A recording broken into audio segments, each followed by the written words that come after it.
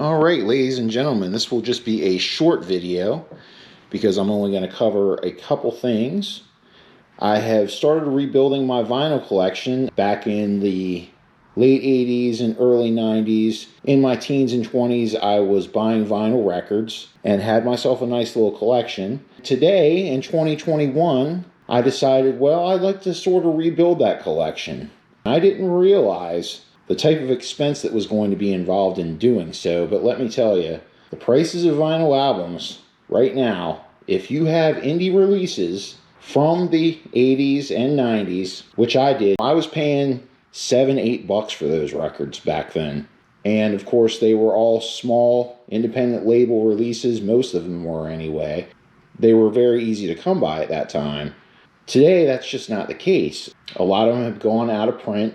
You know, the bands were too small or too obscure, haven't done re-releases, and the value of these records has just gone through the roof. I'm willing to pay because I think the sound of the vinyl mix on a clean vinyl record is just beyond compare. I'm willing to pay the money, and I see it as an investment because I don't think the value is going to go anywhere but up on these records at this point. Got these records that I'm about to show you, two of them anyway, from Mora Records in Florence, Kentucky, which is a great store. If you're ever in Florence, Kentucky, I recommend that you go check them out. The first one is Sonic Youth, 1,000 Leaves. This is one of the more arty releases from Sonic Youth and probably one of the least accessible. It was on DGC. Because of that, I'm not allowed to share it on YouTube because it falls under UMG and they block everything, which is another story altogether. I think that people should be able to share music on YouTube for evaluation purposes, which if you look at the videos I do, it is marked as for evaluation only. I urge you to support the artist, go out and buy these records or whatever media you prefer to buy the release on yourself. Support the artist. They deserve it. They created art and they should benefit from it. I shouldn't, and nor am I trying to benefit from it. The reason I think that it should be okay, and the reason that I think YouTube should encourage sharing of music, is they have a system set up whereby the artists can make money and they're receiving free publicity. If you upload YouTube content, you're familiar with this system. Even if your channel's not monetized, and believe me, I don't think mine ever will be. I don't expect it to happen.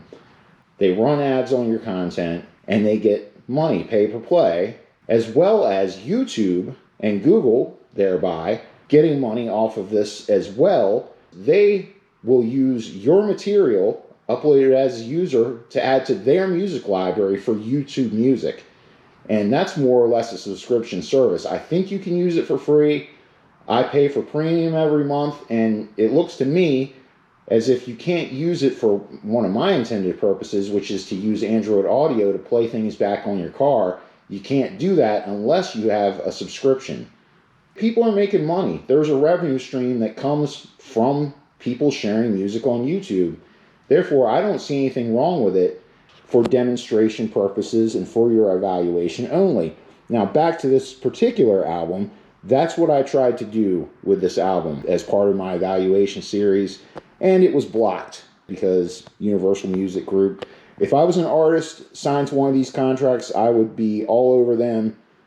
Let people share my music. It's benefiting me. I'm making money off of it. I'm getting free publicity. My music's getting out to millions of people that might not hear it otherwise. So, come on, Universal Music Group, Warner's, and a lot of these other companies that want to block, you should really reevaluate your stance. There's money to be made. You're leaving money on the table.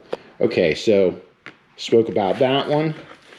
The second one, also purchased at Mara Records, was the 2004 re-release of Slint Spiderland. I was able to share this, so you can go back and listen to this album in its entirety, played from vinyl, on YouTube, on my channel. Please do. Britt Walford ended up playing on the Breeders' Pod album. Another great album. I recommend you check that out. It's a legendary album. So much has been said about it. Do the research.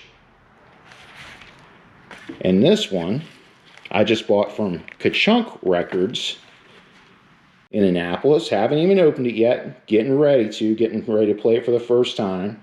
It was remastered by Robert Smith himself. This is the Fiction Records re-release of this album. The Cure, Kiss Me, Kiss Me, Kiss Me, was one of the first albums I owned. Bought it at Waxy Maxie's at Hilltop Plaza. If anybody's familiar with that, you know, shout out to Waxy Maxie's. They're no longer with us, but shout out nonetheless. A lot of people will say Disintegration is the best Cure album ever.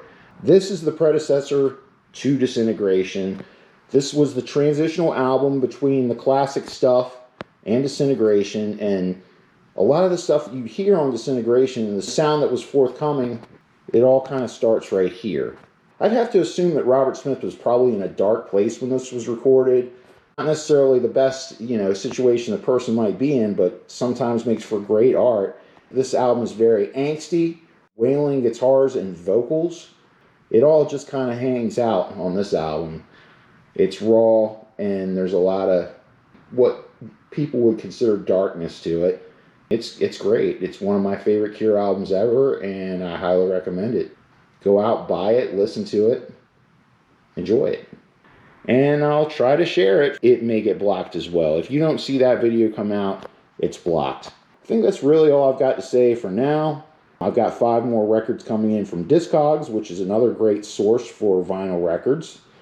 They should be here Monday, and we'll do another update and cover those albums and give you a little description and review. But until then, you all take care of yourselves. Happy holidays, and I'll catch you on down the road.